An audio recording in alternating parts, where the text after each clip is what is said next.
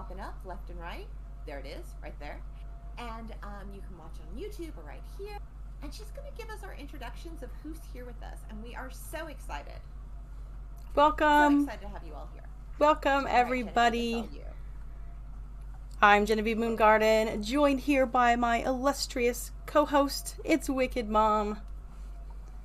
And you can see her down in my screen right over there. That way you can have both streams showing. She's on Twitch and I'm on YouTube.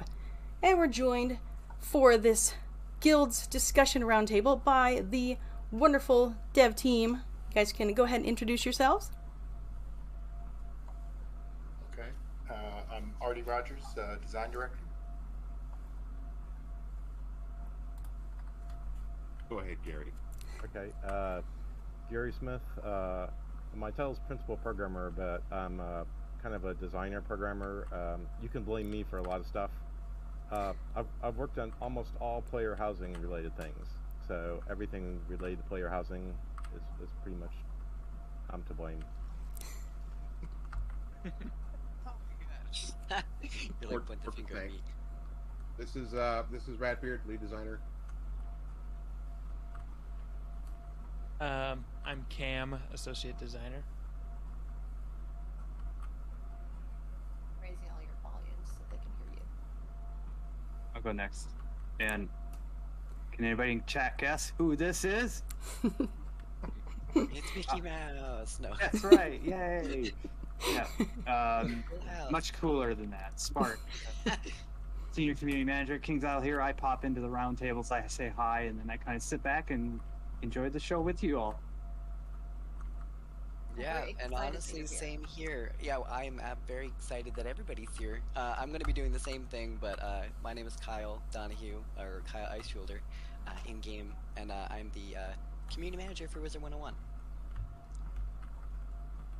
Awesome. Welcome, everybody. So what this roundtable is going to be about, this is about general topics of the guilds and how they relate to all the different levels of players. So, It's Wicked Mom, would you like to get us started on some of the questions we have? Okay, so this is the big thing. Now, first of all, these are all general questions for us casual players. We're not going into the in-depth and all of that other stuff. This is us, you know? So we're excited that guilds are here.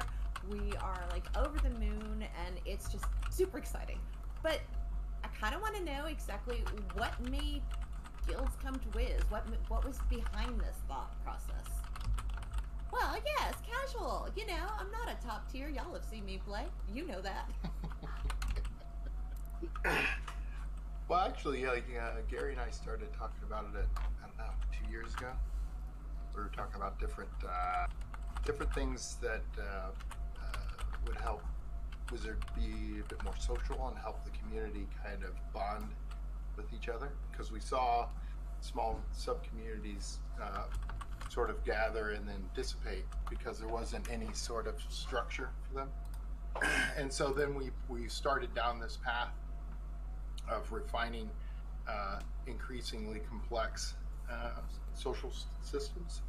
The adventure parties led to, we started with looking at groups and the combats, and then we looked at the adventure parties, and then now the next logical progression to that was guilds, and we wanted to try to make sure that each of these things stayed true to the spirit of Wizard, which is one that combines both, hardcore players and casuals.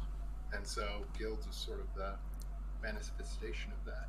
But really it was because we have such a cool community, very positive, nice people, and we wanted to give them a way to bond in a more lasting way than they'd had an opportunity to in the past. A lot of sense. And I see how it, when you look back, you can totally see how it all builds on each other, which is amazing, but when you join a guild, how can you advertise about openings? Do we have a spot? Everyone's like, I'm looking for a guild. Is there going to be like an area where we can look for guilds? If we don't, we have a lot of people who don't watch Twitch, that are just our normal people that log on, but how did they get in a guild? Yeah, and it's that's coming. That's we're planning to do it in the next update is to give away for guilds looking for additional members to find members, and for people who are guild interested, they have a place to find guilds that may align with their interests. And that way, that way will probably be the social kiosk.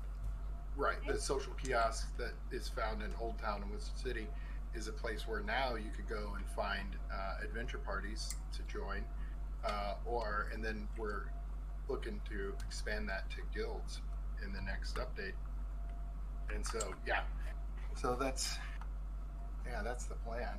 And what you'll notice is that what we're trying to do with most things, but not just limited to the any sort of social initiative we do. We're playing it in a long-term way.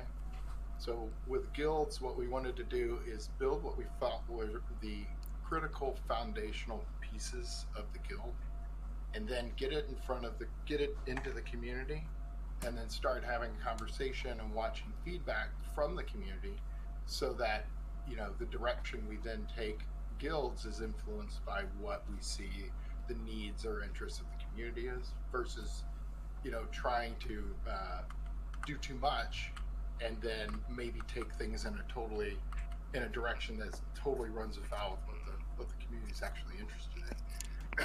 And so we'll look to make improvements, and we'll be monitoring, having roundtables like this one, monitoring the forums, kind of keeping an eye on how people are engaging with guilds and continuing to engage with adventure parties, and then we'll begin to make improvements. Oh, I love that. I do. Okay, so guilds. What makes a guild possibly, or I don't know if this is too far down the road or anything like that, but can a guild become inactive? What happens if you're in an active guild or anything like that? I mean, we're just like looking at the big picture. Well, again, in Wizard, we didn't want to put too much pressure on things like that. So really, a guild will remain active for as long as you want it to remain active, basically. I think it won't be at risk, I don't think, ever. Right, Gary? Didn't we say that a guild will remain solvent, basically, until the last person decides to disband it? Right. That's the way it's set up now. We're talking about in the future, maybe not even for the fall, but past that, giving a way for people in the guild to take it over if the leader doesn't abandons it. So like if the leader isn't stops playing, we want to give players a way to say, okay, the leader hasn't been around for a while, so the people in the guild can take it over and elect a new leader or something. So sometime in the future we're going to solve that problem, but we have no plans of disbanding it automatically the way adventure parties are. Yeah, like adventure parties were seen as permanent, but less, less permanent. Well, they're permanent. Adventure parties are permanent as long as they serve a function. Since their main function is to gather players that want to quest together, the thought was that if players aren't logging in, then they're not useful for questing together, and so that's why adventure parties go away. Okay. Right. And it's some of the things that might make it makes guilds seem a bit harder core or a bit more difficult than normal MMOs, is that we are asking people to we're setting a fairly high bar for general wizard players to create one. And part of the reason why we were kind of wanting to auto disband adventure parties and then create a high bar for guild creation is because whenever a player encounters one, we wanted as much as we could to ensure that it was an active sort of living thing, right? As opposed to like a lot of MMOs or mobile games or whatever that have different sort of more easily created social structures. You'll see a lot of inactive guilds, a lot of dead guilds and things like that, and it just becomes another kind of hurdle for players to sort of sift through. But in this case, where we remove, like Gary said, we're removing adventure parties that no longer serve a purpose. and or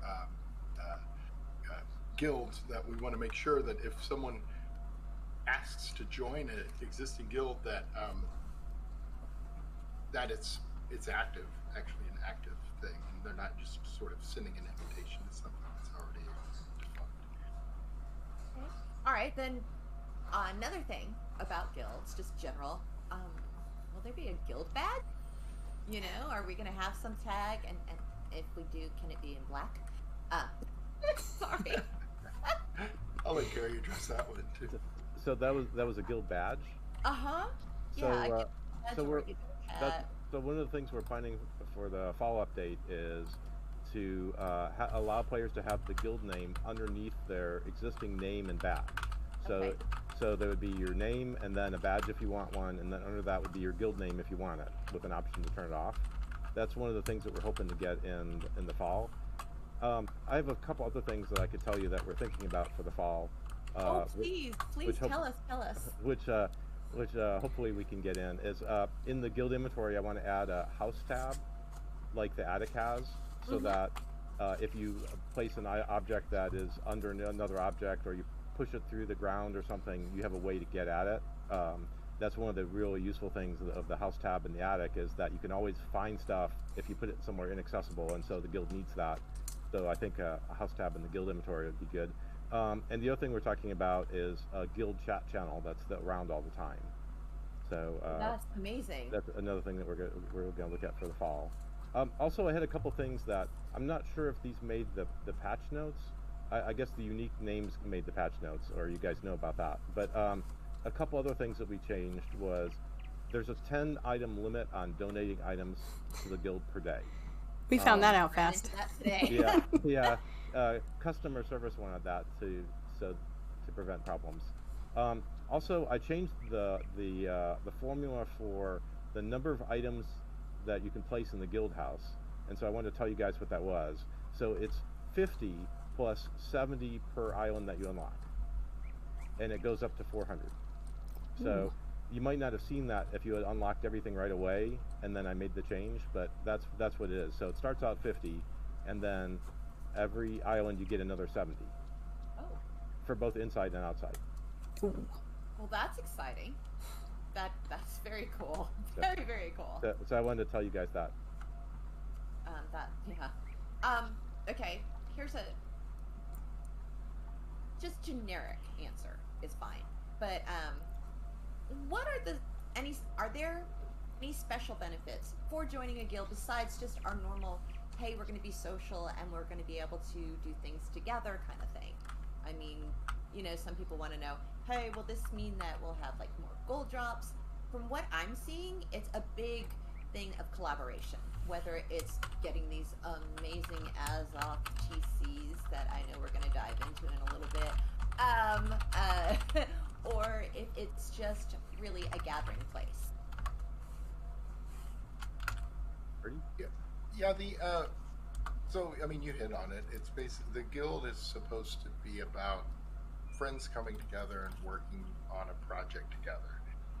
And so we weren't looking for any sort of passive benefit to enhance the solo experience on Wizard, not directly, but it's more about coming into the guild and doing different things together that way. And so, yeah, there wasn't anything like that. There'll be new and interesting things to do with the guild, and you might be able to acquire things through the guild maybe faster than you could elsewhere. But there wasn't anything like more loot or dropping, or more gold dropping, or better loot chances from regular bosses. There was because that kind of runs counter to what the mission of the guild is to get people to work on things together and play together and stuff. So that makes a lot of sense. I mean, that's very, very cool. I mean, I'm trying to think if there's anything else specifically just in this area before I turn it over to Jen.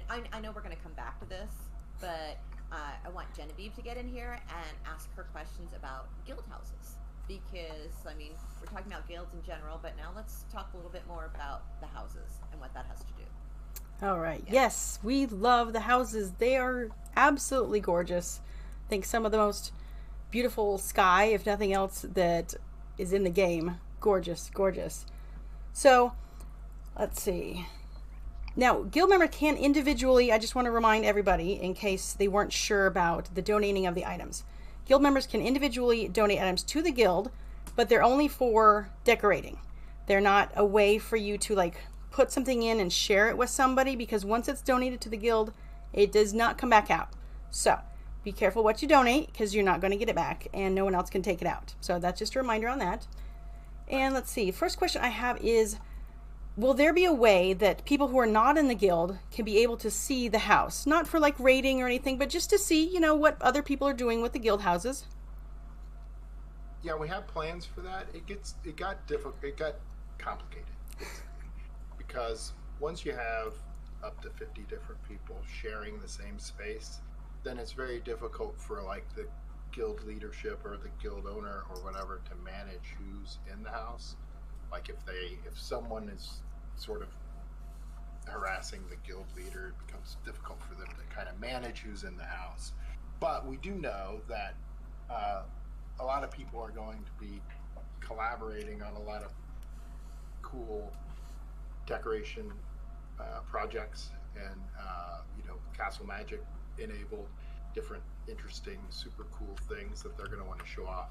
So you know, Gary and I have been talking about like different ways that the guild could create an open house where people could come in for a certain amount of time or something like that, to where you don't have this sort of management problem of who's there. And you know, because like, I mean, yeah, as you get more and more people, you know, tangentially more and more people could potentially come in.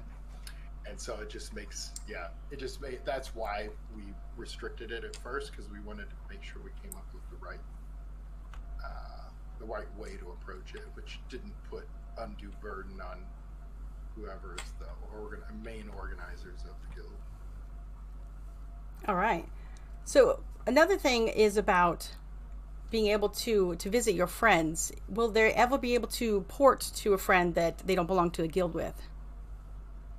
Like while they're in their house? Yeah, that would be the same sort of similar situation. I mean, there may be a way that we could treat friends differently maybe than an open house type situation, but it becomes sort of this similar thing where it becomes all of a sudden who is in the house and what they're doing, it becomes unmanageable just because of the sheer number of different people that are associated to the house.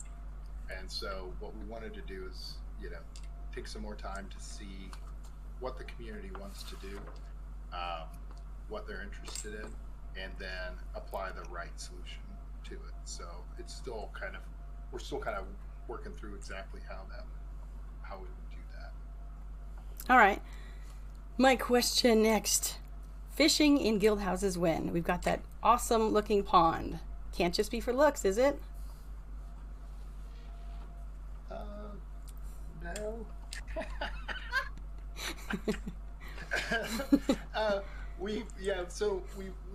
We put it there because, of course, yeah, we plan to expand into those things, and so we needed to build it in even before we had the details sorted out. The guild, the way the guild house, the form or the function of the guild house generally is that you will expand into areas that represent different areas of the game, so that your guild might decide to focus on one island versus another just based on the guild's overall interest. And so, you know, we needed to put certain things in place to allow us some freedom when we move forward to possibly, yeah, adding fishing or whatever. You know, there's a lot of places where we could go and expand into you know, introducing new islands or introducing new functionality to the existing islands. Again, it ends up being you know, kind of a conversation with you all about, you know, what are you guys looking for? I mean, we have ideas and we'll move forward with our own if things don't, you know, just, you know, we think we know what you guys will want, and that's why we put the ponds there because, you know, we do plan on doing that at some point. Hey, can I ask you a fishing question?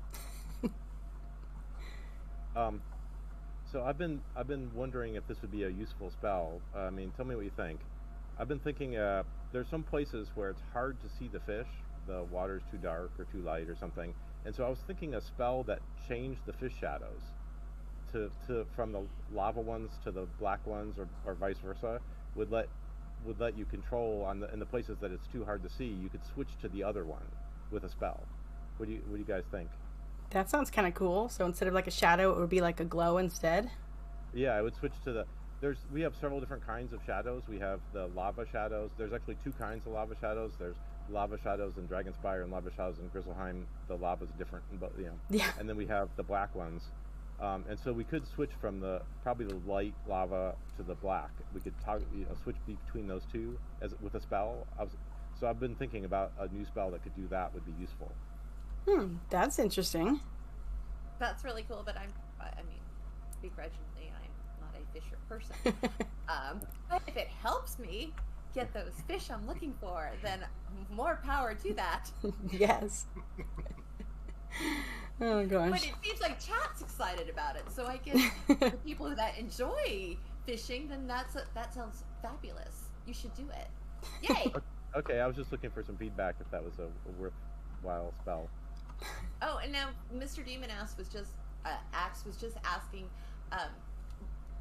is there a way to do it just in the setting versus like something that's going to cost energy? You'd want to do it per pond because it's presumably there's only some ponds that are too dark or that the shadows are too close to the color of the fish. The shadows are too close to the color of the water. If you did it in the settings, then it would be wrong in all the ponds that are okay now. So that would be the idea is that, and we could make it really cheap. I mean, it doesn't need to be an expensive spell. Okay. No, I think that would probably be amazing for everybody that does that, and at some point the myth will take on fishing. Absolutely.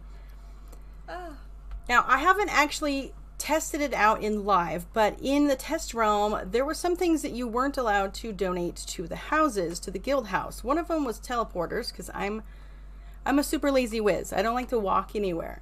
So, other than teleporters, what items cannot be donated to the guild house, and what's the reasoning behind those? Actually, I could give you a list, but I had a question for you related to that. Yeah. Or both of you.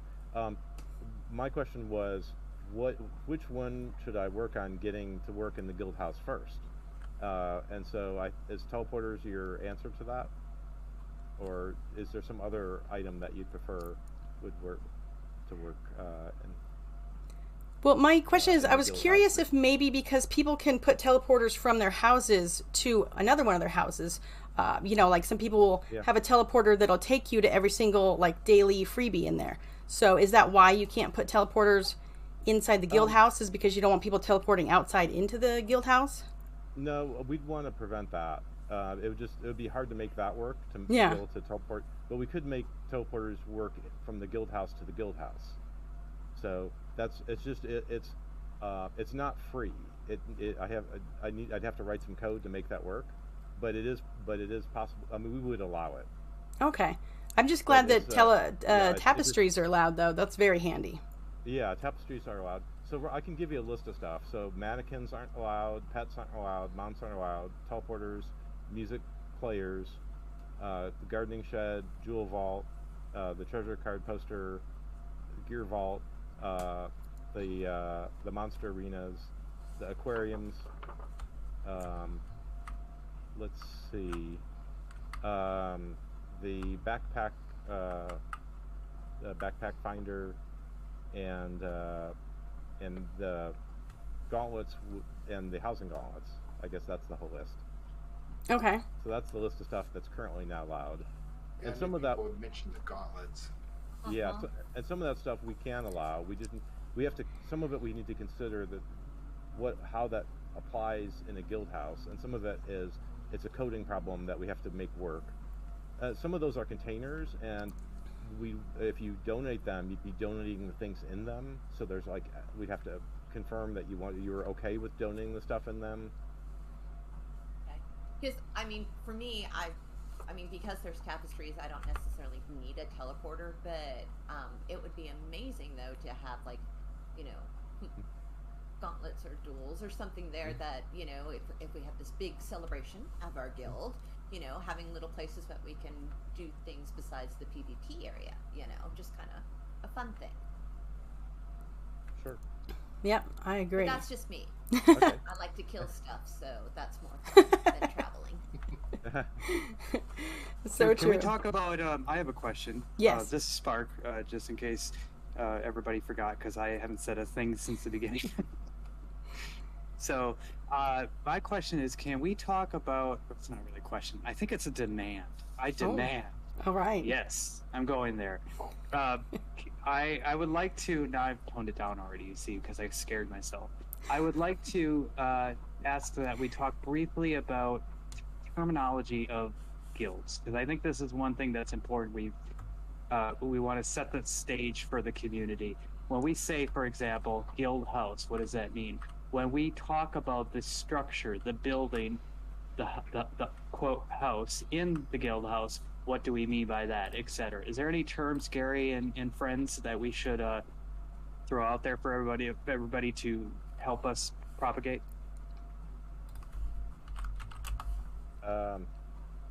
Well, I guess we always think of the whole thing as the guild house. yeah, there's individual components of the guild house, like the unlock objects. That what's the in-game word for it? I don't know. Maybe they're unlock objects. They're guild blocks. Yeah, guild blocks. Yeah, we did. So I coded it so that we could have more guild houses. The guild inventory works like the player inventory, and so we're thinking that if players like this, then a possibility in the future is that we'll have more guild houses, and probably the guild leader could equip one that is the default. So it's set up that way. So we're thinking of it as, you know, this was kind of a, you know, see if, you know, players like it, then we can do more in the future. Right. Can I? The first thing that I'll go through my thought processes, which aren't always linear. I'll be honest. The guild house, I'm thinking, okay, you know, we all know is for Wizard 101. That's what the whole thing is, with the islands and everything. That I think everybody kind of is on board with that. So I'm stuck on see, I almost said it, house. I'm stuck on the structure. Can we call that guild hall? Yeah, by the way, I was gonna chime in here too. I completely agree. Like, it's very strange we have the guild house, but then what? We have the guild house home. So And free variety. Yeah. No, I got you. Yeah, no, you're right, because basically we should come up with a different name. We can come up with it now. I don't know. I mean, the way it was working is that the guild quote house is essentially the central island, and then from that island you unlock surrounding islands based on your interest. So each guild, each unlock, there's archways, and there are unlocks that will reveal islands, and each individual guild member can donate resources towards unlocking that island based on their interests. So if I'm into PvP, I'll unlock the PvP island or the arena island, and if someone else is into housing, they'll unlock the guild hall islands, the series of islands. But yeah, we can, I mean, maybe it's like an archipelago. The guild archipelago. We see a lot of people saying guild either hall, which was the one that Matthew suggested, or also a guild hub. I actually see a lot more guild hub. I like that. Yeah, I mean, we put in names for the buildings themselves. I'm off the top of my head, I think it was the guild hall, the guild manor, and the guild conservatory, I think. Yeah. Okay. They Guild do Hall have is names. one of the islands. Yes, I did notice that those were But yeah, changed. the main one, people are saying they like hub. It's between hub and hall. Yeah. I mean, hey, you can call it whatever you want. That's right. There you go. You know, this Yeah, is it's the baby, American. you know, it's the baby, the medium, you know. Mama bear, Papa bear, baby bear, you know. I know. Guild Park. Oh, Guild Hall, yeah. I mean, it's a mean, little of everything. I mean, everybody, but I think everybody understands that the island itself is pretty much your guild hub. you know, and then you have your manors that are going to be decorated and be beautiful and just, you know, multiple sizes, which is awesome. I do enjoy that, you know. Oh, Great Hall. That's something they're throwing. I do. Still want to go in that tower, though. Yeah, no kidding. What is that? Where's that? Well, that leads me to my next question. Even in Test Realm, when everything was unlocked, there were still at least 2 portals, or archways as you call them, that had no information with them. Any clue as to what those are for?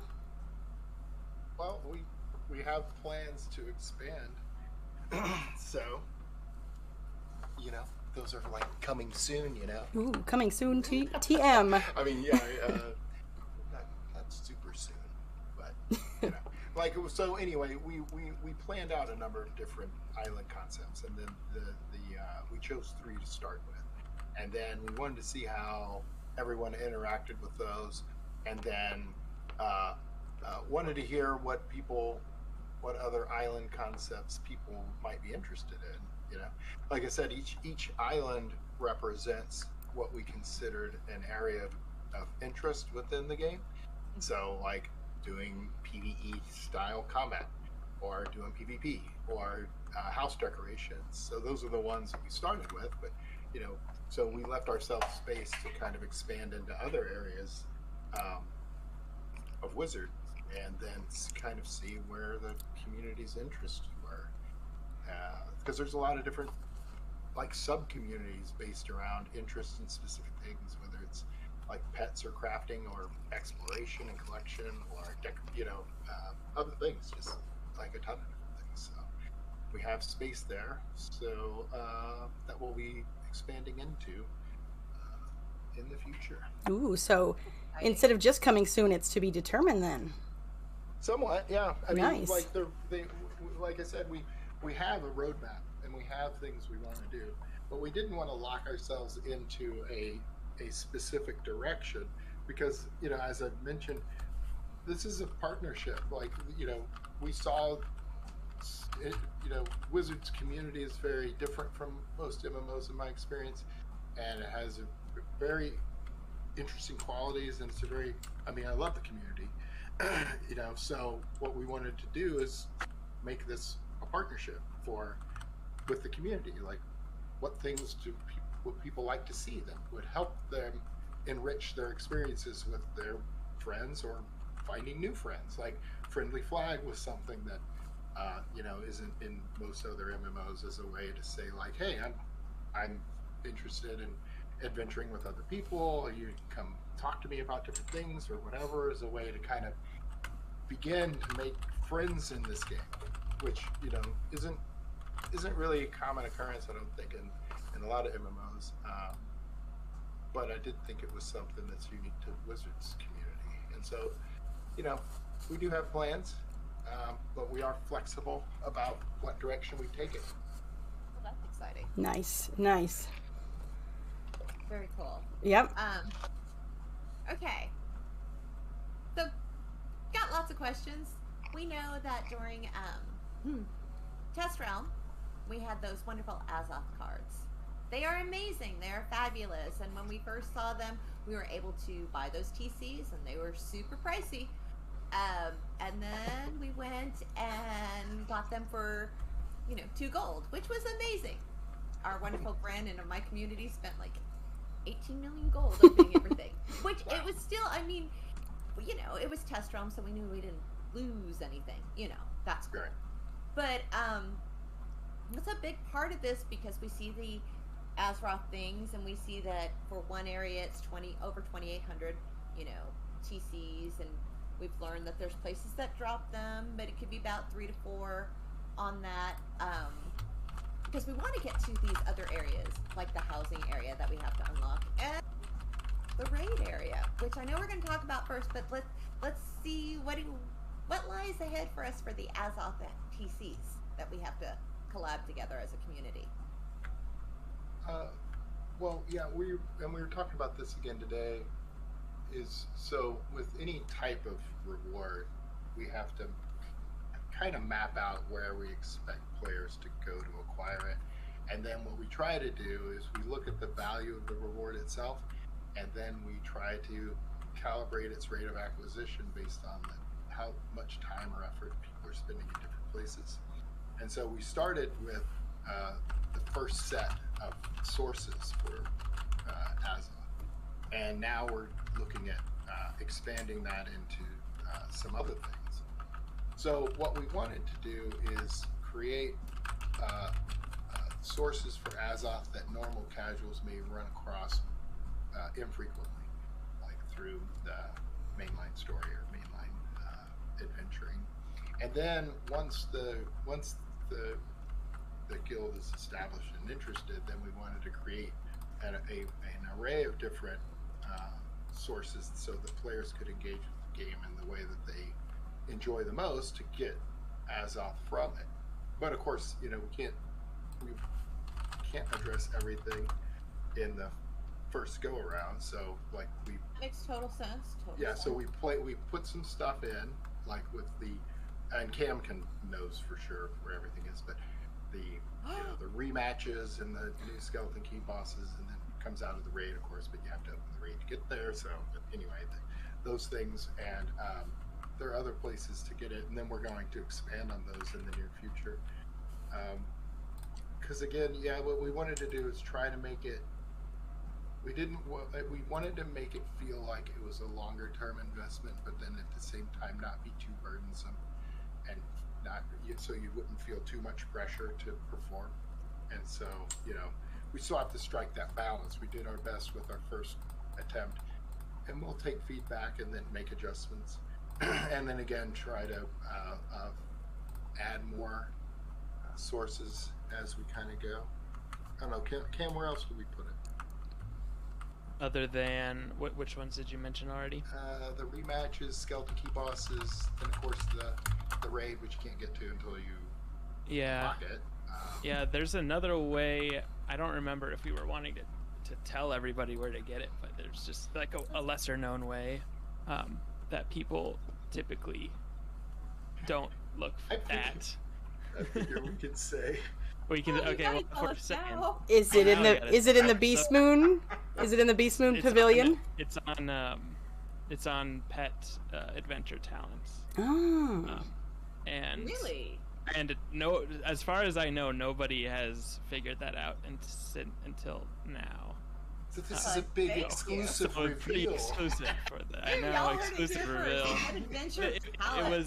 It's been there. I remember it's been there since the beginning of Test Realm, and I don't think anybody found that. But yeah, the ones that grab reagents, so the Balance Finder, Elemental Finder, and all those kinds of talents.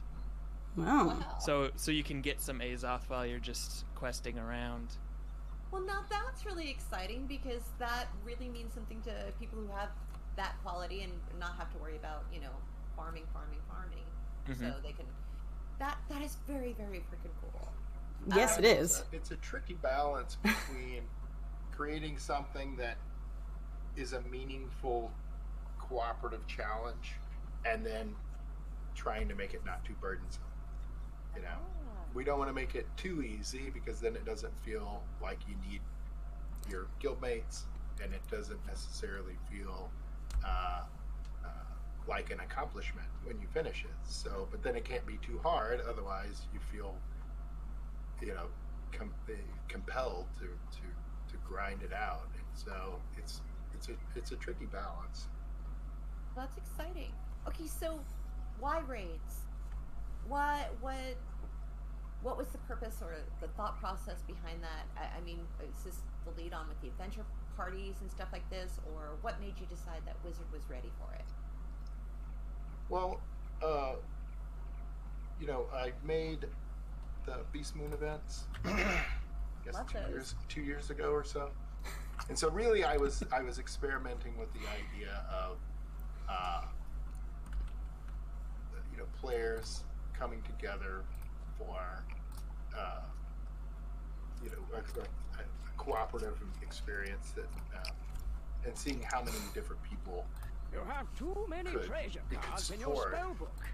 And so, Beast Moon originally was just a PvP thing, like a goal-oriented team PvP.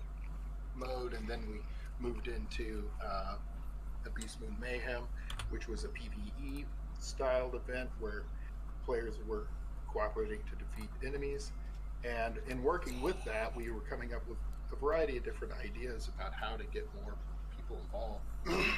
And so the raid was just sort of a natural extension to that. And then the raid also sort of dovetailed well within the mission of the guild, which was to encourage people, friends, to work together to overcome a challenge that is centered around a portion of the wizard game experience. And so PvE made perfect sense with that. And then, like I said, a lot of the specifics that went around with the raid was also modified from what one might normally expect in an MMO.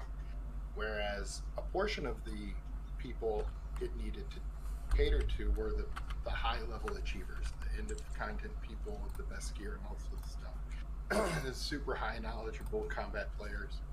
But then, again, Wizard has a unique quality to it, so we didn't want to just make it exclusively for those people, like most MMOs do.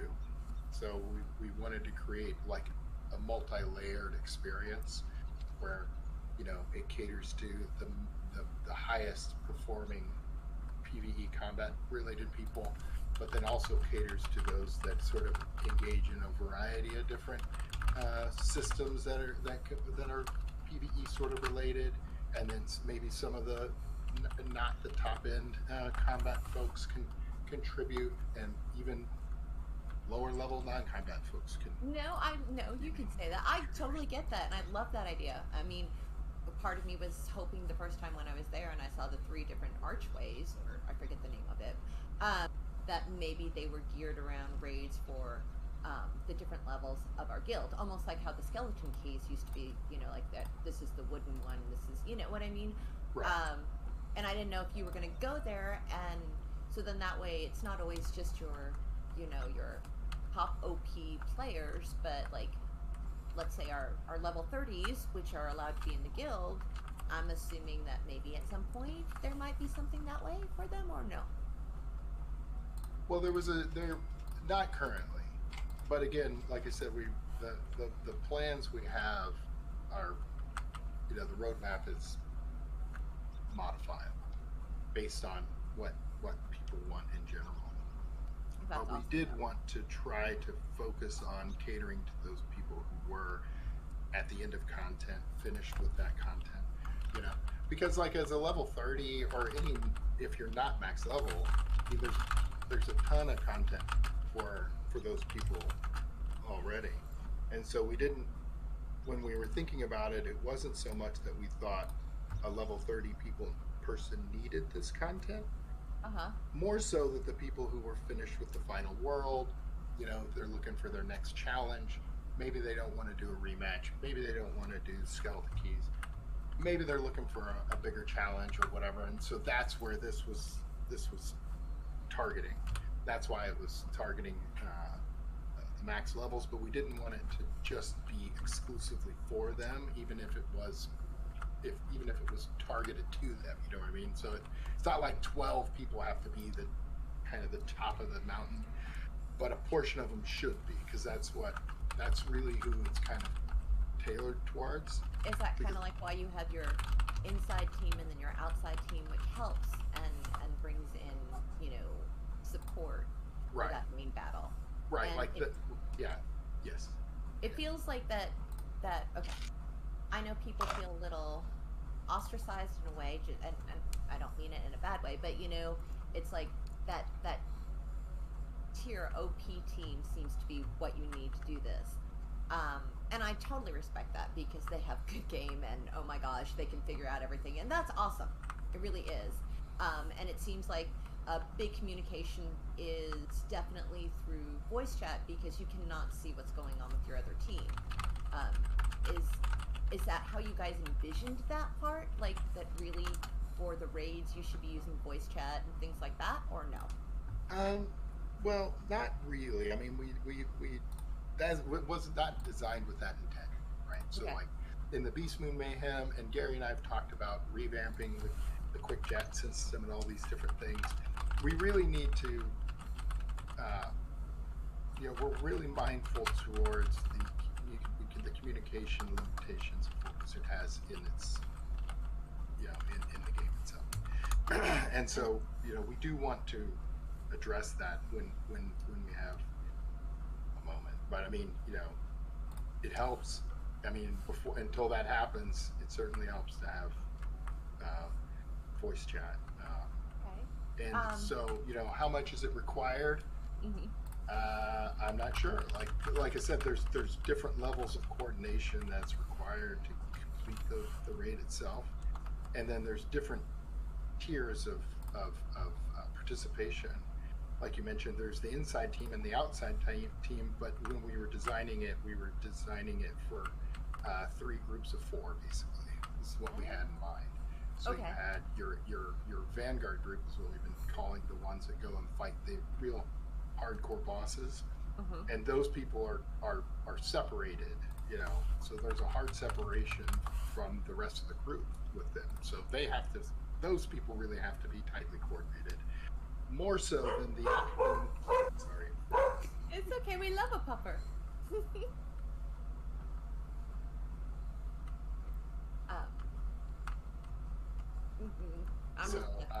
No, you're good. Just gonna throw this out there while we're waiting on that response. Because I know we talked about level 30s being in the guild and maybe what their purpose is, kind of besides just like simple things. But it seems like when it comes to raids, we have the new addition of Cantrips, and I'm gonna turn that part over to Genevieve. But is that a big part of what you see? Let's say your lower levels can do in the raid with them, all this new Cantrip stuff. Yeah, for sure. So, sorry about the dog. No, it's a zoo here. Anyway, so like the lower levels or people of any level, or even, it's not even that they have to be low level necessarily. They could just be not as into combat as other people. Those people, like when I said we were breaking it into 3 groups of 4, you have the sort of vanguard group going and encountering the major bosses, and those are going to be your high performing, high achieving PvE combat players. And then you have your outside group, which is comprised of 8 different people. And then that group division is more nebulous, and it depends on how the group decides to allocate its resources. So some of them are going to be engaging in combats out there. And those combats aren't as intense as the ones that the Vanguard group will be facing. Not only that, but the people who might be more focused on exploration, puzzles, and things like that, they can use the cantrip spells to support the people doing combats outside. And so there are new cantrips that you saw it in the teaser trailer in spring, but we've actually kind of formalized that, and now that's part of what the raid is, where you can cast a cantrip onto a combat, and then a spell will be cast by one of the participants in the combat, and anybody can do that from the outside, provided they have the cantrip, have leveled up their cantrips. Then they can cast those cantrips to help people in the combat, and then you can use the radiance cantrips outside of combat to help those combat people recover once they come out.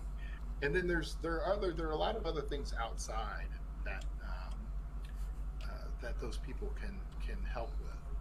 And so, yeah, is it targeted for the high achieving end of content players? Yeah, there's a portion there. You're going to need folks to do this raid. You're going to need folks that can handle that, but not everybody. Only 1/3 of the 12 would really need to be on their toes with that, and then the rest are kind of, it's more nebulous as to what their responsibilities are out there. But someone who never steps foot in combat can be a major contributor. Is there ever a place where we could have a practice raid area? I'm just throwing that out there, Yeah, I'd heard someone mention that. It's interesting. Yeah, like, because someone had mentioned that for Beastmoon also, like a practice zone for Beastmoon to experiment with different things. Yeah, it's interesting. I mean, yeah, it's something to consider. I'm just trying to think of how to do it in a practical way. Well, yeah, that makes sense. Yeah. So We just throw stuff at you saying, hey, can we have this? Well, it's also something to keep in mind, like even with the battle gates and the raid and things like that. One of the concerns we had with guilds in general is guilds by nature are exclusive, right? You have gatekeepers who decide who is in and who is out, and what that ends up doing is it creates subdivisions within your overall community. And we had concerns about that. Again, maybe I'm a broken record here, but Wizard has a unique community, I feel like. And so what we didn't want to do is end up creating something that would essentially subdivide the community and keep them apart from each other. So most of the things that you do in the guild should be sort of limited engagement within the guild that then sort of encourages you to go outside again to mingle with the community at large. So with the raids and things like that, there's going to be, when you use a battle key on a battle gate, the gate will stay open for a certain time period, so you can run it as many times as you want during that time. And then the gate will close and it won't be able to be reactivated until another certain time period has passed. So when I'm thinking about a practice raid, how would we manage that? Because we didn't want a guild just to insulate, become insular and just segment themselves away from the community indefinitely. We wanted to create incentives and then ways for the guilds to kind of remain a participant of the community at large, and so that's why it makes it, a little complicated. That's good. That's good. So for going back to cantrips, in Test Realm, I didn't even realize it at first until someone pointed it out, but the ability to learn the cantrip spells was actually taken out, I think, like the first week. So was that like you didn't mean to put that in there, or was it something that you were testing and it wasn't ready yet? What I'm saying is, like, will we be able to craft cantrip spells there, or only the treasure cards? Oh, wait, Ratbeard, did you have something to say about that previous question? Sorry. I did. I was going to just mention quickly that so much of the raid takes inspiration from Beast Moon that I wouldn't be surprised if the people who play Beast Moon regularly but wouldn't consider themselves like great combat heads, right?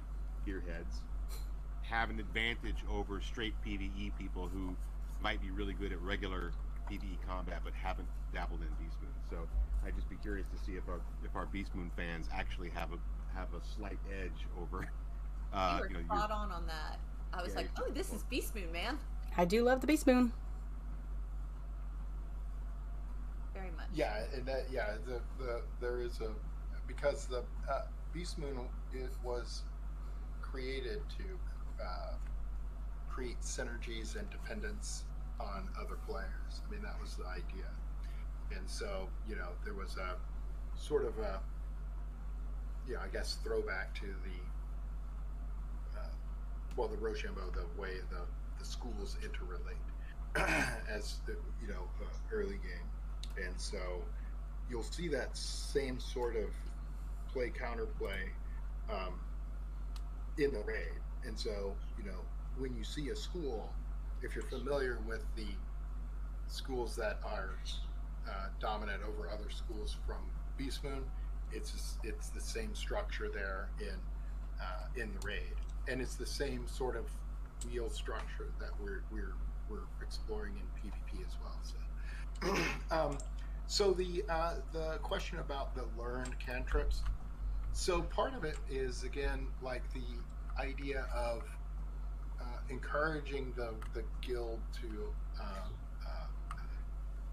get out and see the world, and so that's part of it. Like, when you have a consumable like that uses reagents found either in the bazaar or in the world, then between the time when you're maybe waiting for your next raid experience, you'll be out in the world engaging with the player economy through the bazaar, or using pet powers to increase your reagent output as you're kind of harvesting and cultivating things to create a a store of treasure cards for your next run. So it kind of feeds into that concept.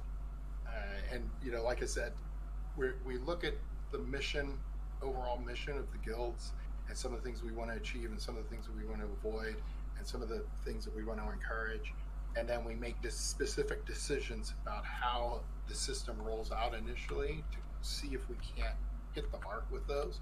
Some things will work, some things won't. But that was why a lot of those end up being more treasure cards, is because we want to create multiple kind of areas of incentive for the guild to remain active in the community outside of their guild.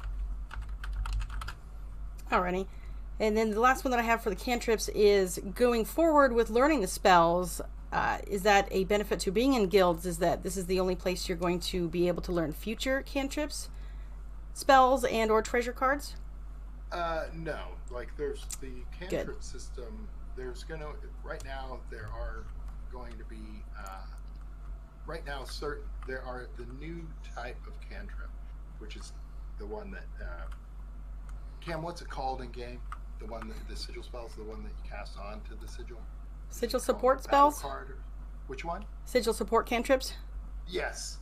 Those are going to currently restricted to raids. And the reason is because they are, we were concerned about how players might use them at large. So we want to introduce them incrementally and then see the problems that come up. And so right now, these spells are accessible through the guild because they're only usable in the raid. So that it wouldn't make sense to put them in Mysteria or anything, because the players there, we don't know that they're in a guild or not.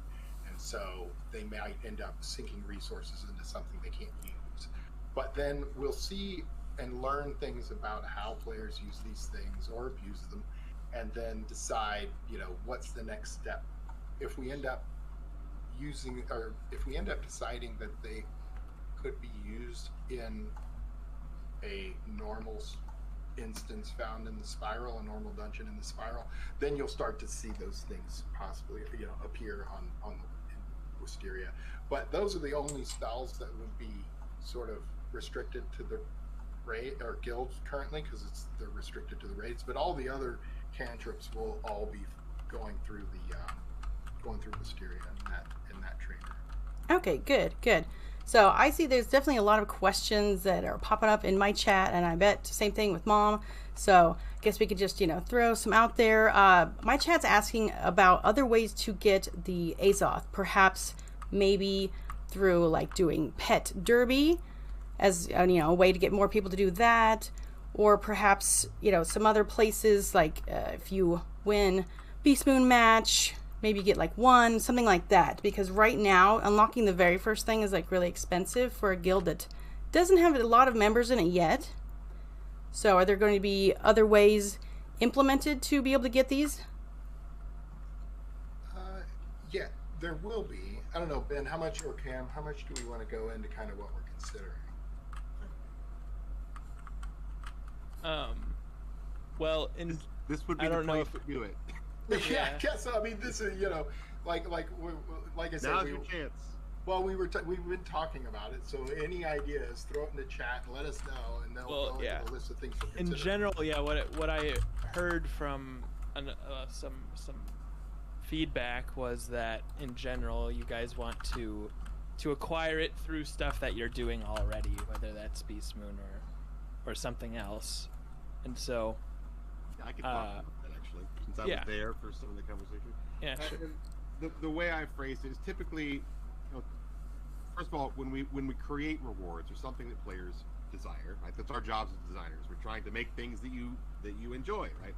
But when we create rewards for you, we're trying to get you to engage in certain activities, and we expect it to take you a certain amount of time.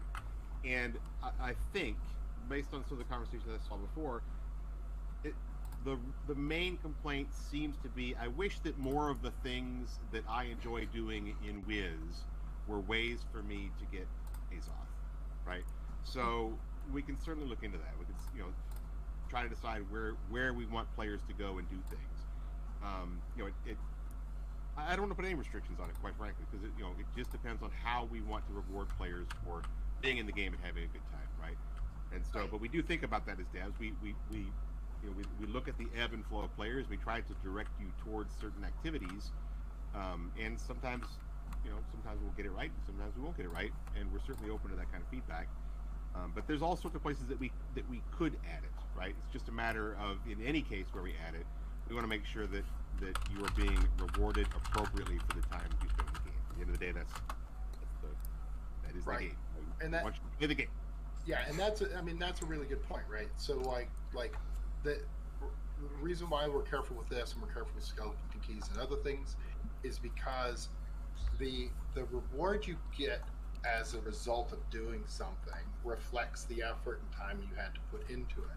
So the more things that thing yields in terms of reward means that it increases the likelihood that you're not getting the thing that you want, right? So like if some sort of activity only dropped one thing, then when you wanted that one thing, you would go do that thing to get it. But if that one thing yielded 100 different things, now all of a sudden the probability that you're getting the one thing you want drops, right? So to a certain extent, we can't put every reward into every activity, because then that would mean the chances of getting the thing that you're actually chasing goes down with every activity. And so part of it is trying to identify those things that are in alignment with what the purpose of the reward is, right? So like with skeleton keys as an example, the part of the point of skeleton keys was to encourage exploration. And so it stands to reason that the sources of skeleton keys should be in alignment with exploration. So you explore, if you're exploring somewhere, then possibly that's a way that you would get skeleton keys. But the other thing that leads us to creating things like recipes in Beast Moon is that we can drop Beast Moon reagents that have a value and then allow you to basically craft something that you want out of those things. And so then we don't water down the value of the drops that you're getting from Beast Moon, but we do enable you to craft the things that you want. And so it becomes a complicated question of creating a loot map per reward type and making sure that we don't overburden any faucet, because then it makes the acquisition of something nigh impossible. And so we need to be clear about where things are coming and not put too many different things out of the same source. Otherwise, like I said, it just gets more and more burdensome on the player to actually acquire what they want. We do want to provide sort of a diverse set of sources for these things to allow you all to engage in the game in which you enjoy the most to get the things that you want.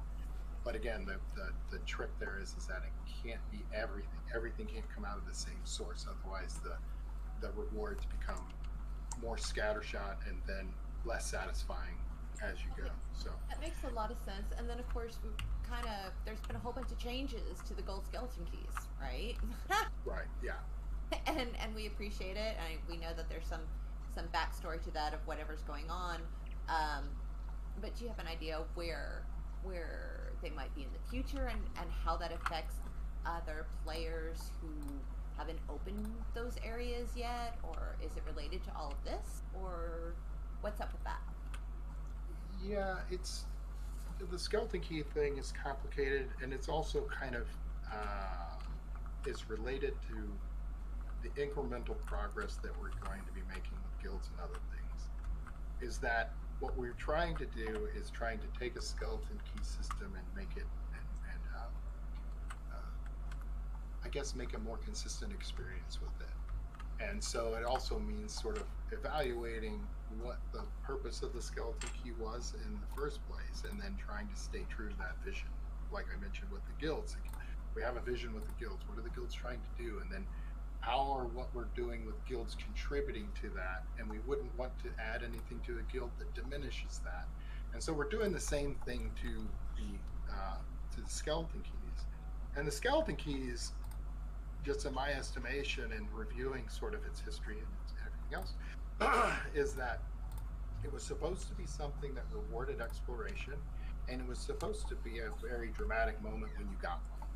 And So that means that a skeleton key has a lot of value, and that the results of completing a skeleton key boss would also yield a lot of it. And so we began by reevaluating the sources of the skeleton keys, and then trying to see what sources would fall into alignment with that mission of a very sort of exciting event of getting a skeleton key to where you want to contact your close 4 best friends or 3 best friends and go run this thing, and then when you come out, you'll get all this loot. It'll be a great, exciting sort of event. And so what that meant is that we needed to start with a blank slate in terms of where things were acquired historically, so that we could bring the skeleton keys proper value. Where can you get the skeleton keys now? So you can get them, you can craft them with decathlon reagents or beastman reagents, and then you can get them off of the PvP Battle Pass. And where else do they come from? They come from the raid. Yep. Also. And the skeleton key bosses themselves. Yeah, and the skeleton key bosses themselves, right. And we're looking at different other places to put them. And, as we kind of identify and sort of settle on new sources, we'll be introducing them. We're not finished with skeleton keys at all. And so we had other plans for where we want to take them. And, that's what we're kind of looking at. Awesome. So speaking of skeleton keys, for the ones that are in the 4 dungeons, are those going to stay the same, or are they now going to go to the gold keys? That's a good question. That's a good question. And there's a bunch of others that, like the skeleton key bosses that we haven't touched yet. I don't think we've decided on a absolute plan for that, but right now we're keeping them as they are. So if it used to take a wooden key, it'll still take a wooden key, and you can still get the wooden keys where you used to get them. And yeah, I don't know if we want to convert everything to gold, because not everything is going to drop lore spellments, and that's part of the new skeleton key bosses that we've done in this update. So I guess we just have to keep deciding on or just keep discussing what we want to do with those to both keep them in the game but also not make you farm extra for something that might not yield what you're expecting. So cool. I mean, that's exciting. I mean, yeah. Lots of big things. So I know that we said that we were going 5. We've tried I know we're a little over and all of that stuff, but I am kind of curious if there's anything you want to share with us before we wrap it up, or if you want to keep going, because I could go all night. Yeah, I'm cool. I did want to just mention that the current sources aren't the end for Azoth or skeleton keys or anything, frankly. I mean, we were looking at creating the economy for world spellments, lore spellments, event spellments. We're looking at skeleton keys and Azoth and everything. And so, but again, not everything can drop from everything. So, we have to choose where certain things come from. And so, because I saw a question in chat about, are you forcing me to grind an event that I don't like just because to get the skeleton key? No. We'll add other sources, but at the end of the day, the sources have to be limited. Otherwise, the loot for everything becomes so watered down because everything is dropping everything. So some things come from some things and not from everything. So if you don't, the hope is that out of the number of different sources that we've identified, one or more of them will be something that you would enjoy, and you don't have to enjoy all of them, but hopefully you enjoy at least one of them.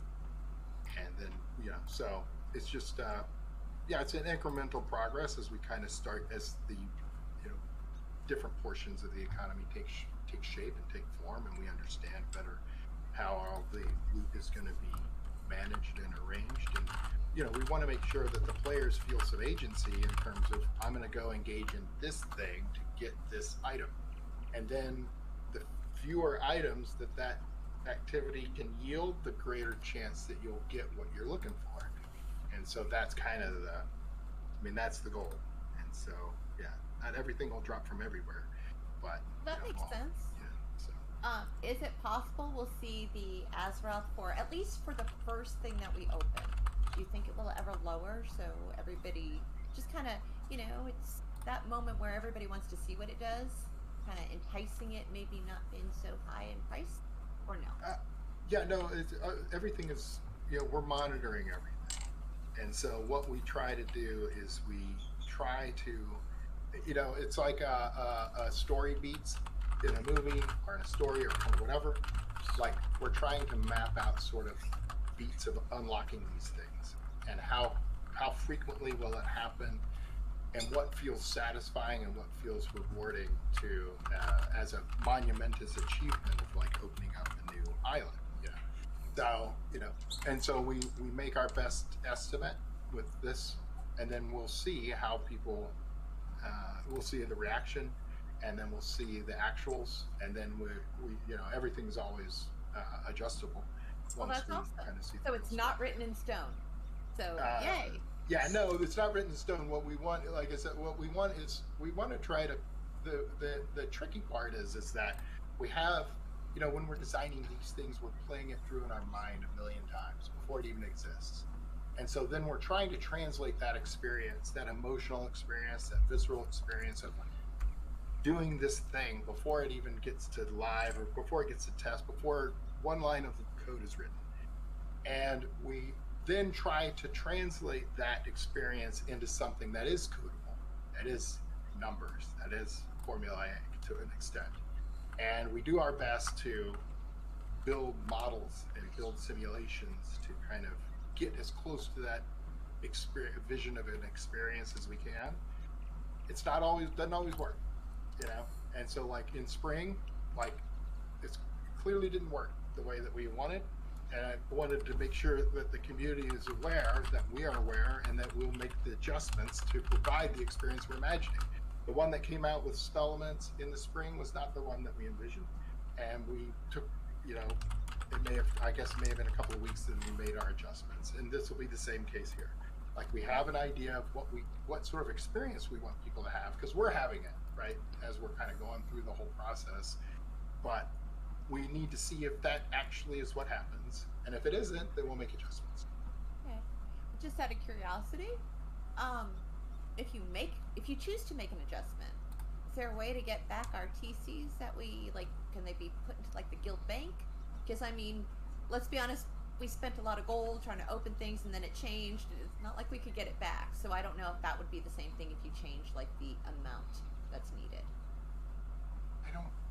No, it would be really tricky, I suppose. I mean, we could look into it. Like, if we made who knows when an adjustment would even happen, right? Like, maybe it's, I don't know. Yeah, I don't know. Because, like, the unlock costs for everything is different. And right. So, we might decide, okay, we need to make adjustments here or there or kind of whatever.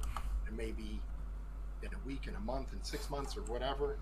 So it gets really tricky when we say, like, for instance, like, when we're working on like drop rates or spellment drop amounts or kind of whatever, again, we're making our best estimation as to what would provide the experience we're envisioning. But if in the future it doesn't bear out the way we want and we want to make adjustments, it's hard to retroactively compensate folks who went through the experience, the longer experience, right? So, if we end up increasing drop rates of gear and someone ended up grinding twice as long as they needed to, there's no good way to retroactively compensate them for the extra effort. Yeah, that makes sense. Yeah, it's only to know that we will make adjustments, and so for future things, you should expect an easier experience, even if you've already gone through the more difficult one. I mean, unfortunately, I don't know how better No, I mean, that makes sense. And I mean, I'm excited. We've covered a whole bunch of stuff. And again, this is just a general one. And I understand that we're just kind of, it's here. Everybody that hasn't been able to do it on Test Realm is getting their chance now to check it all out. So why don't you tell us more about when the next KI Live is? And so that way, because I'm sure you're going to cover more of this, but in more detailed areas as you guys get more feedback from everybody. And how should they give you your feedback? How do you want to know what they think of this? Ooh, yay! That'd be Kyle and I think. I kind of jumped in there, so I don't know what you have to say, Kyle, but back me up on this, please. Yeah. So we've got a lot of live streams. One in which I will definitely let Kyle speak to. I'm not going to steal your thunder on that one. Don't worry. And we have KI Live in August coming up on the 25th. It's always the final Thursday of the month at 4 o'clock, but it's probably going to be a KI Live light because we are actually at Gamescom. Some of us are at Gamescom. I'm not at Gamescom. And we are there to talk about some things I can't talk about and some things I probably could talk about, but I don't want to like babble on too long. It's going to be awesome. We're there to celebrate all of the things Wizard, basically. Hey. Yeah, that's a lot of juicy, like, what is he talking about? But it sounds delicious. So let's see, what else? Yeah, KI Lives. We have this roundtable. Thank you very much once again for having us on. We really appreciate it. Our pleasure. Of course. It's been great. Yeah. It's very busy time for you guys. Thank you. Yeah. I mean, it's launch day. This was actually not, we actually intended launch day to be another day several times. so we finally got it to here, and it happens to be the day of your roundtable. So we're celebrating today. We are hoping to have more roundtables. We have one that I can, didn't actually announce it yet, so I probably shouldn't mention it. But it's going to be just for the sake of the person hosting it, not to get ahead of them. There will be a gear roundtable. We're going to be talking about gear. We hope to announce that later this week. I think we're going to set it for next Tuesday. So watch our socials for that. And then more guild announcements too. We have a couple of other and other topics too that are further out, like another month or more.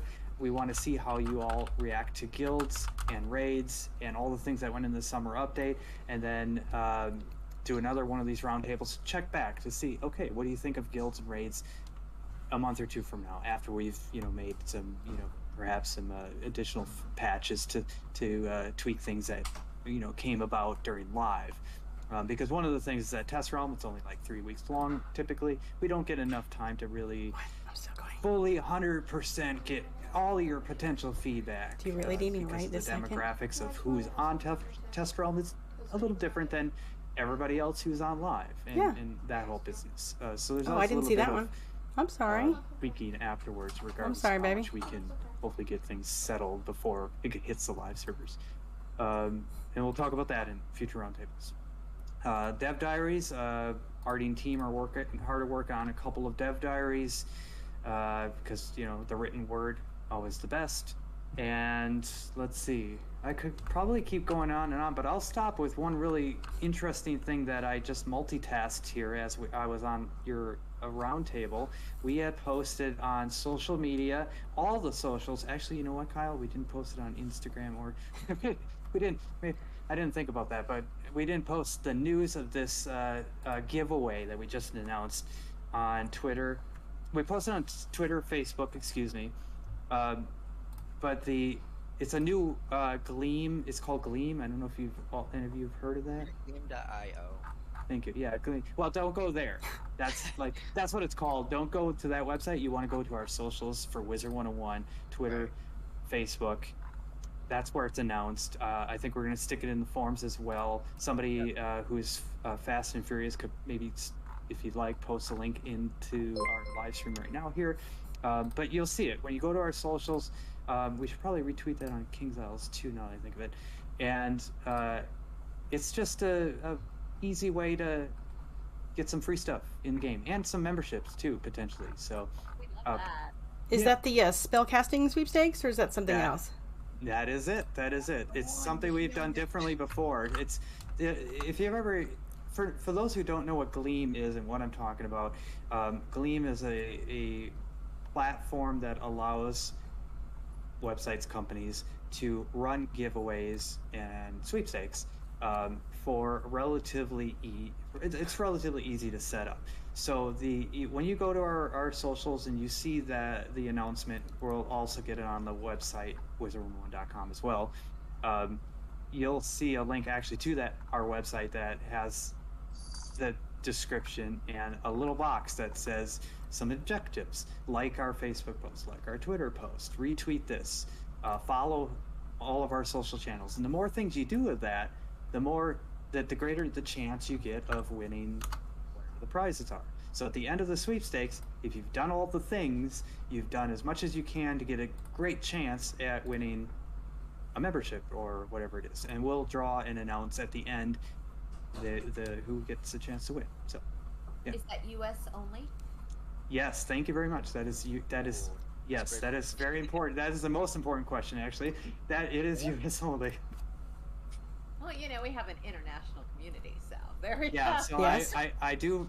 I apologize for everybody who is not able to participate. This was a super legal thing. It's US only. Okay. We have to do that. Sorry. Well, hey, I run across that too. Or you're like, oh man, but totally makes sense. Yeah, well, it sounds Do pretty you have cool. anything? My chat has been asking about the gold key boss bug when in team up. If you guys are aware of that and what's going on with it. Where like if you go in, they're not spawning, and if you do get to fight them, they're not getting anything. Yeah, we're aware of that. Okay. Yep, that's a bug. Well, I should hope so. Could chat. We have a short-term and a long-term solution to that. Ooh, cool. Very Yeah, cool. I think from what I gathered from it that it's the team up kiosk itself that is kind of causing that problem. So I would just say for people in the meantime, find a different way to gather up for those. That hopefully that lets you bypass it. But we're aware of that bug. We're working on it now. Okay. Awesome. Okay, totally not this related, but it keeps getting pounded in my messages. About your amazing streamers that they're always wondering if KI will ever do some type of partnership with them. I know it has nothing to do with this. I don't know if you can answer, but I'm asking because they keep bugging me. So I thought I would ask. Ooh, that's a good question too. Partnerships. I wonder what they mean by that. Could you describe kind of the thought of that? Kind of like that KI would sponsor certain streamers or things like that. I'm not exactly sure. I mean, because right now, as we know, it doesn't really stand with anything with our Wiz community as far as our Wiz streamers go. But I don't know if there is something in the works. Like, I know you guys do amazing things for Wiz streamers that you're able to give them codes to give to their community, but maybe kind of like that they're on your team that you do that? I don't know. I think I get what you're saying and what they're probably thinking. So, real quick, because this is I love this topic. I love supporting fan sites. I love supporting our live streamers, our YouTubers, anybody who makes a guide, anybody who plays the game, anybody who says on social media, Wizard 101 is awesome. I love all of you. And so we want to support all of you in anything you do around the game as much as possible. And one of the base things we have, well, besides these roundtables allowing, community leaders to host them, that goes without saying. Obviously, we're doing that now. But we also have giveaway codes we'll provide if you're doing a major contest or tournament. There are minimum requirements to codes we will give to streamers. You have to have streamed Wizard for so long and be upstanding in the community. Upstanding meaning you're a good citizen of the community. And there's some other things like that. And then if you contact us, and feel free to contact us to inquire if you have a channel, let us know. We'll take a look and we'll see what we can do to support you, especially if you have specifics of like, I am running this contest hopefully not like, don't say tomorrow, because I don't know if I can help you within 24 hours, but like, I am running this contest next month. How can you help us? At the very least, most likely, if we can't provide giveaway codes or something like that, we can retweet a tweet that you made. We can support you that way. So there's a range of options. But to get the meat and potatoes of what I think this question is leading to, we are, yes, looking at more formal, I don't know if that's the right way to say it, more formal ways of actually supporting streamers through actual and influencers in general through programs, affiliate programs, live streamer programs of various sorts that you may have seen other companies do, that sort of thing. So we're looking to do it. Yeah. Chat's excited. There you go. Well, and I was going to say, I'll just piggyback off of that a little bit as well. We did talk about this recently, but we're going to kind of set some requirements to make life a little bit easier. And then if you guys reach out to our community email, community@kingsisle.com, for if like exactly what Matthew said, that's going to be the easiest way to do it. I also told a few people, if they ever reach out either on social media and you at us or anything like that, you could always try to get our attention to retweet anything that makes sense. That makes sense. That's awesome. I mean, it really is, because, I think kind of just sometimes afraid to ask, and then sometimes just don't know when the right moment is, Oh yeah, please do. No, please do, because, well, I mean, heck, I used to be a content creator, and I was always afraid to put my words out there, and finally I just was like, let me just reach out to Matthew. And he's like, no, please do, we're very busy. It's not that, we're not paying attention, it's just, if you really want something out there, you gotta speak up a little bit. Black KI hoodie would be awesome. Just saying, anything in black. A stitch that was completely black. Yeah. Sorry. Go on. I gotta actually ask our team. We were going to get more stuff to give away like that at some point.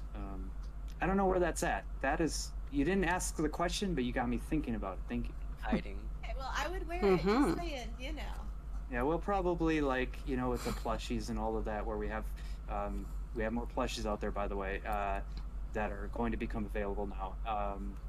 So check our socials for that too. There's actually, for Makeshift, who is doing the plushies, there's a little mini store on their website that they provide those who partner with them when they have more than one plushie. There's a little store you can go and check out our plushies available through Makeshift now. Well, we're looking at that for shirts, hats, and everything else, that we would have a store that's not quite as old as our Saddle store. I was gonna say, let's just say Kaylee's been doing a lot of work with her marketing team and doing a great job at it. Yep. Well, that is short awesome. Answer. Very cool. Thank you for keeping my answers short here. I get excited and I'm like, here, let me just spill the beans on everything. Yes, spill it all. Spill it all. I know, but we are, Genevieve, anything else? I know. I just like, Well, a lot in chat have been asking about the bosses that drop the Azoth, because I've been hearing on Twitter and in chat there's the boss rematches that is a possibility, the 4 dungeons. Some people have gotten something dropped out of there. So is it a wide variety of bosses that can possibly drop those? Yeah. So the skeleton key bosses are the ones where they'll be dropping the most. The any other boss that you get it from is more of what we were talking about earlier, where we're not expecting exactly for players to just be farming it, although they can if they want to, but it's mostly just to be a little sprinkling amongst some bosses around the spiral, and it's mainly to get people who aren't in guilds familiar with hey, what the heck is this, and maybe join a guild and that kind of stuff. Okay, so if somebody who has not been talking to Abner gets one dropped, will there be a little gamma pop up on the side to let them know what this thing is? I think there is. I'm not 100% sure, but I think there is one that maybe says to talk to Abner about it, or Okay. Tells you a little bit, yeah. Yeah, you should get a tutorial when you get your first Azoth, and then you should, at that point, be able to talk to Abner about it. Okay, that's cool. And also, like, you know, the reason why we had Azoth be a trading treasure card is because treasure cards are tradable, and also Azoth is optionable. And so, you know, the idea was that what we wanted to do is not inundate casuals or people not interested in guilds with Azoth, but by making it kind of an interesting treasure card, they could use it, or they could trade it, or they could sell it. And then guild members could trade it amongst each other, because you can refine Azoth, and the better crafters can refine it more efficiently than lower level crafters. So you may have a high level crafter in your guild, and everybody gives the Azoth to those people. So they can get the most out of it. So it's potential to see it in the bazaar then? Yes. Oh. Yes. There we go. Everyone rush to the bazaar. I know. It's like, let's go. You know, that's where we're all going. The bazaar is, you know, we do need to improve the bazaar, and so we're looking to do that soon. But you know, again, we're kind of looking at everything, and that's why Azoth was not a normal reagent, because we wanted it to be more freely exchanged between players, but we also wanted it to be usable, and we wanted it to be valuable. So even for a casual, they can go sell it on the bazaar and get some gold, or they can use it in combat just to see what happens, because Azoth, who knows, it's sort of unpredictable magic, and so that's how we got there. Yes, it is the new Empower. Oh my gosh, I'm watching, well, both of you, but I love how we are talking about this, and mid-talking, I'm watching you, Genevieve, immediately. I'm like, go to the bazaar, go to the bazaar. Reload. You're like, who sold their Azoth already? You know what? People have sold some pretty crazy stuff in the bazaar. I can't have it anyway. I'm too full. I mean, I will say I sold stuff that I didn't know I was supposed to in the beginning. I've been there. Oh, same. You know, that Mally robe the first time when you did Dragon's Fire and I didn't know, I sold it. I've been quick sell. That's okay. I accidentally trashed mine because I didn't know about the locking feature. Ow. RNKI. I missed my 12% accuracy for Storm. Or actually, I think it was higher than that. Shame on them. Who do we yell at for that? No, that was all me. The locking feature was already in the game. I just didn't use it. Yeah. Oh no. People had to remind me about it, going, you need to lock it. And I'm like, oh, shoot. What was I supposed to do? Yeah. Guilty. 1,000,000 times, probably. Okay. So, is there anything else that we need to cover before we're wrapping it up? Because, you know, some of us have another stream later tonight and have to go cook dinner. Oh, yes, actually, I had a really long story I wanted to tell before you make dinner. Oh, please do. I'll just keep you on and I'll have one of those Go little make signs dinner. up. No, that's it, I think. Well, at least for me, but I didn't have very much. Dinner good. Yeah, everyone's like, and just to, the reward for guilds is pretty much just the community, correct? Or is there something that might be something big that we don't know? I think it's the community that we're building, kind of, right now. Can we say that? I think so. I love it. All of us are quiet. Guilds are great. They're like, do we say? Yeah, that's all. Yeah, I mean, I've been talking too much. It's a very, From other people.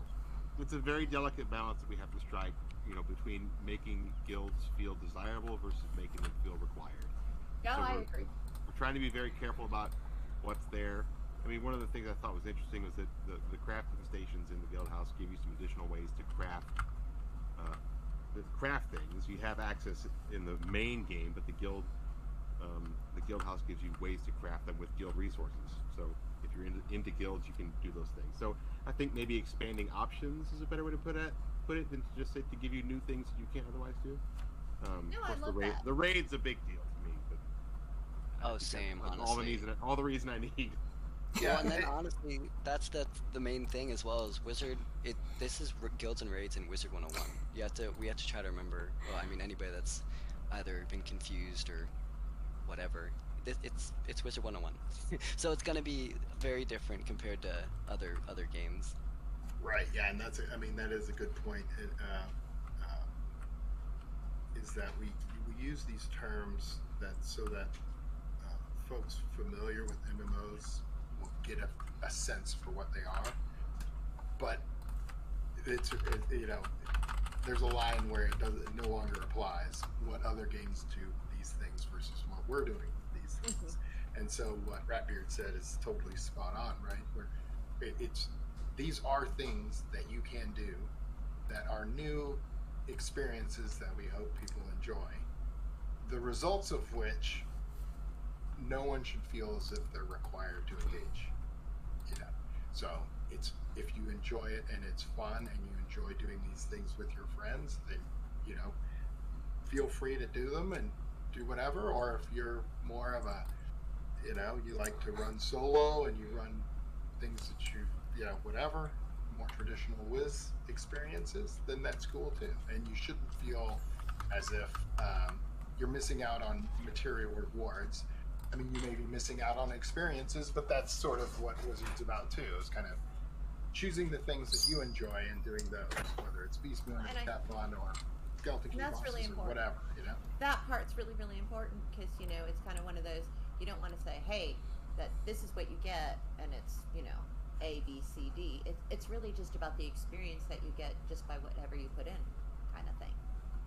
Right, and I think, it's important for the conversation with the community if the community is aware of the goals of the guild, because it provides context for your feedback. Like what we expect guilds to be, and this is a little different than some of MMOs, is we expect you to already kind of have a relationship with the people that you get into a guild with. Like I mentioned at the very beginning, Gary and I had kind of architected this sort of hierarchy of social structures that kind of become more and more dependent, I guess is a better word, like from groups to adventure parties to guilds. And so that's different than a lot of MMOs. This is where we expect you to already have sort of an understanding and a play relationship with the people that you get into guilds with. And then we expect guilds to be things that bring people together periodically to work on group-related challenges, things that you can't really do by yourself.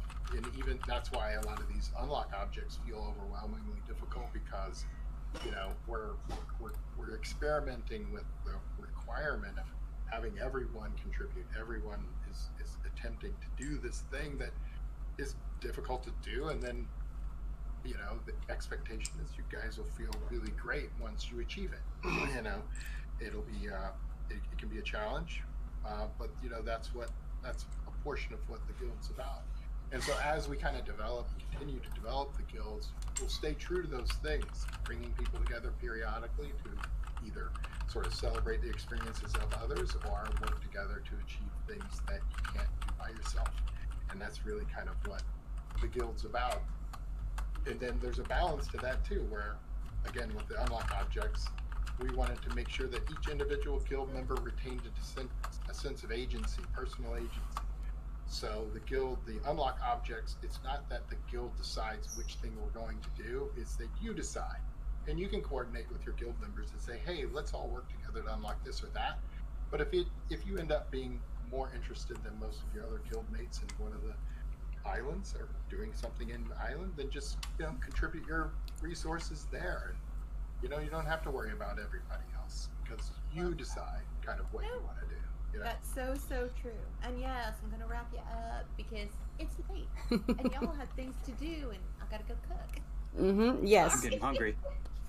I know you're making everyone hungry. But I really thank you so much for giving Genevieve and I this opportunity. I mean, we love this game, and that pretty much everything you do pretty much excites us, just because it's cool to see something new. And this is a lot of new stuff, so thank you for all the time and effort that you put into this, and thank you for hanging out with us today. Hey man, thanks for having us. It's great. Yeah, and Yeah, there was great questions. Yeah, whenever you guys want to host again, just let Spark know. There's a million things to talk about. Absolutely, All right, absolutely. Well, I can talk.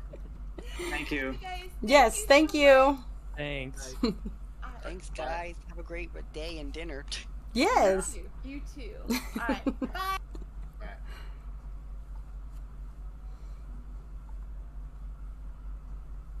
Alrighty, put my chat back on. Okay, put all that good stuff back on. And this one. There we go. Yay. Aw, thank you. Thank you.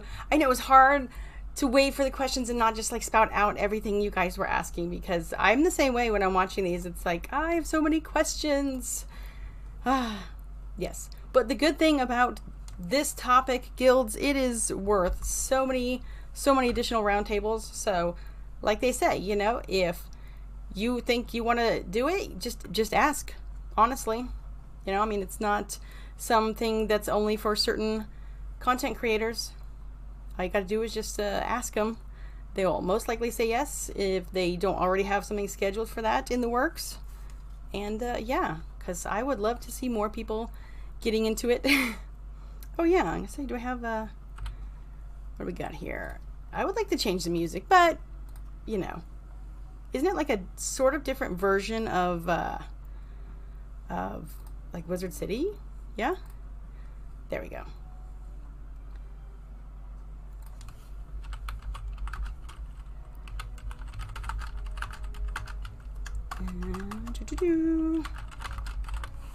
That's what it sounds like. Yeah. Awesome, awesome, awesome.